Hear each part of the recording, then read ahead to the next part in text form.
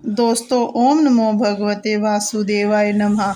इस मंत्र का एक माला जप रोज अवश्य करना चाहिए। इस मंत्र के जाप से पूर्वजों को मुक्ति मिलेगी, जन्म जन्म का पितृ दोष समाप्त हो जाएगा। ये मंत्र पितृ आत्मा की शांति के लिए उत्तम बताया गया है और हमारे जीवन में भी पितृ दोष हमेशा हमेशा के लिए समाप्त हो जाता है। श्राद्ध पक्ष में श्री गीता जी के ये 14वें अध्याय है। इससे सुनने से और दूसरों को सुनाने से पितृदोष समाप्त होते हैं। उस 14वां अध्याय उसके उपरांत श्री कृष्ण भगवान बोले, हे अर्जुन, ज्ञानों में भी अति उत्तम परम ज्ञान को मैं फिर भी तेरे लिए कहूँगा कि जिसको जानकर सब मुनिजन इस संसार से मुक्त होकर परम सिद्धि को प्राप्त हो गए हैं। हे अर्जुन, इस ज्ञान को आश्रय करके अर्थात धारण करके मेरे स्वरूप को प्राप्त हुए पुरुष सृष्टि के आदि में पुनः उत्पन्न नहीं होते हैं और प्रलय काल में भी व्याकुल नहीं होते हैं, क्योंकि उनकी दृष्टि में मुझ वासुदेव से भिन्न कोई वस्तु है ही नहीं। हे अर्जुन, मेरी महत ब्रह्म रूप प्रकृति अर्थात त्रिगुणमयी माया संपूर्ण भूतों की योनि है, अर्थात गर्भधान का स्थान है और मैं उस योनि में चेतन रूप बीज को स्थापन करता हूँ। उस जड़ चेतन के संयोग से सब भूतों की उत्पत्ति होती है। हे अर्जुन, नाना प्रकार की सब योनियों में जितनी मूर्तियां अर्थात शरीर उत्पन्न होते हैं, उन सब की त्रिगुणमयी माया तो गर्भ को धारण करने वाली माता है और मैं बीज को स्थापन करने वाला पिता हूँ। हे अर्जुन, सत्वगुण, रजोगुण और तमोगुण ऐसे ये प्रकृति से उत्पन्न हुए तीनों गुण इस अविनाशी जीवात्मा को शरीर में बांधते हैं। हे निष्पाप, उन तीनों गुणों में प्रकाश करने वाला निरंकार सत्वगुण तो निर्मल होने के कारण सुख की आसक्ति से और ज्ञान की आसक्ति से अर्थात ज्ञान के अभिमान से बंधता है। हे अर्जुन, राग रूप रजोगुण को कामना और आसक्ति से उत्पन्न हुआ जान वे इस जीवात्मा को कर्मों की और उनके फल की आसक्ति से बांधता है। और हे अर्जुन, सर्वादेहाभिमानियों के मोहने वाले तमोगुण को ज्ञान से उत्पन्न हुआ जान वे इस जीवात्मा को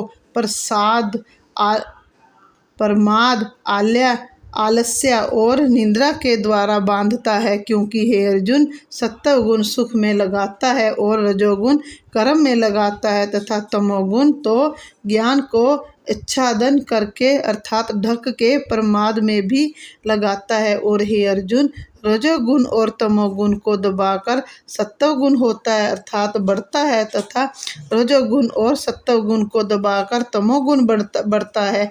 वैसे ही तमोगुण और सत्वगुण को दबाकर रजोगुण बढ़ता है। इसलिए जिस बालक काल में इस देह में तथा अंतकरण और इंद्रियों में चेतना और बोध शक्ति उत्पन्न होती है, उस काल में ऐसा जानना चाहिए कि सत्व गुण बड़ा है। और हे अर्जुन, रजोगुण के बढ़ने पर लोभ और प्रवृत्ति अर्थात संसारी चेष्टा और सब प्रकार के कर्मों का स्वार्थ बुद्धि से प्रारंभ एवं अशांति अर्थात मन की चंचलता और विषय योग भोगों की लालसा ये सब उत्पन्न होते हैं। तथा हे अर्जुन, तमोगुण के बढ़ने पर अंतकरण और इंद्रियों में अप्रकाश एवं कर्तव्य कर्मों में प्रवर्तित और प्रमाद अर्थात व्यर्थ चेष्टा और निद्रादि अंतःकरण की मोहिनी वृत्तियां ये सभी उत्पन्न होते हैं।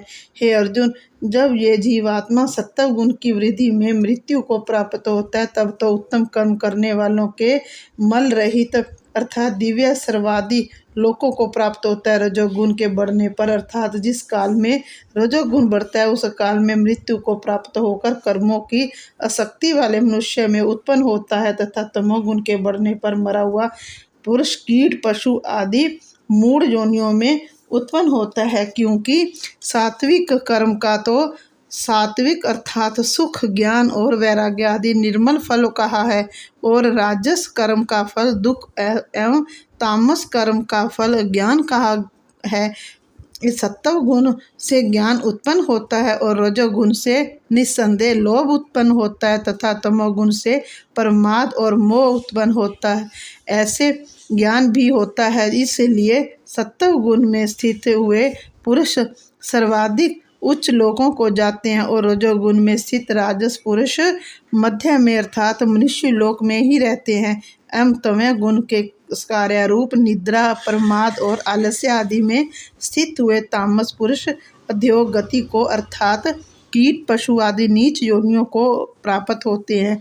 हे अर्जुन, जिस काल में दृष्टा अर्थात समष्ट चेतन में एक ही भाव से स्थित हुआ साक्षी पुरुष तीनों गुणों के सिवा अन्य किसी को करता नहीं देखता अर्थात गुण ही गुणों में बरतते हैं ऐसा देखता है और तीनों गुणों से अति परे सच्चिदानंद घन स्वरूप मुझ परमात्मा को तत्व से जानता है, उस काल में वह पुरुष मेरे स्वरूप को प्राप्त होता है तथा ये पुरुष इन स्थूल शरीर की उत्पत्ति के कारण तीनों गुणों को उल्लंघन करके जन्म, मृत्यु, वृद्धावस्था और सब प्रकार के दुखों से मुक्त हुआ परमानंद को प्राप्त होता है।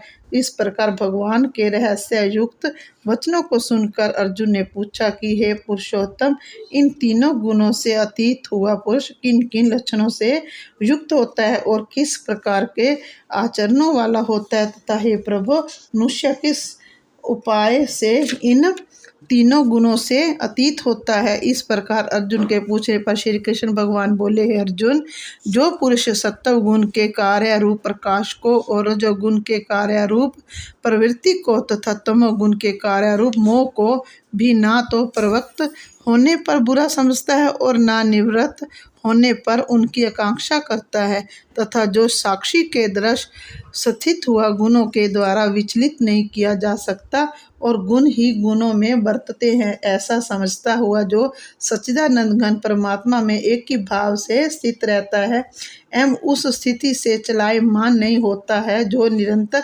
आत्म भाव में स्थित हुआ दुख सुख को सम्मान समझने वाला है तथा मिट्टी, पत्थर और स्वर्ण में समान भाव वाला और धैर्यवान है तथा जो प्रिय और अप्रिय को बराबर समझता है और अपनी निंदा स्तुति में भी समान भाव वाला है तथा जो मान और अपमान में सम है एवं मित्र और वैरी के पक्ष में भी सम है, वे संपूर्ण आरंभों में कर्तापन के अभिमान से रहित हुआ पुरुष गुणातीत कहा जाता है और जो पुरुष अव्यभिचारी भक्ति रूप योग के द्वारा मेरे को निरंतर भजता है, वे इन तीनों गुणों को अच्छी प्रकार उल्लंघन करके सच्चिदानंद घन ब्रह्म में एक ही भाव होने के लिए योग्य होता है। हे अर्जुन, उस अविनाशी पर ब्रह्मा का और अमृत का तथा नित्य धर्म का और अखंड एक रस आनंद का मैं ही आश्रय हूँ अर्थात उपयुक्त ब्रह्मा, अमृत, अव्यय और शाश्वत धर्म तथा एकांतिक सुख ये सब मेरे ही नाम है, इसलिए इनका मैं परम आश्रय हूँ। अति श्री भगवत रूपी उपनिषद एवं ब्रह्म विद्या तथा योग शास्त्र विषय श्री कृष्ण और अर्जुन के संवाद में गुण त्रय विभाग योग नामक 14वां अध्याय समाप्त। जय श्री कृष्ण, जय श्री कृष्ण। परमात्मा के साथ योग लगाएं अगर आपने इसे पसंद किया। अगर ये अनमोल ज्ञान जो परमात्मा के द्वारा दिया गया अच्छा लगा तो ऐसे और वीडियो को सुनने के लिए हमारे चैनल को सब्सक्राइब करें। आपने क्या सीखा कमेंट बॉक्स में अपनी राय दें। जय कृष्ण, जय राधे।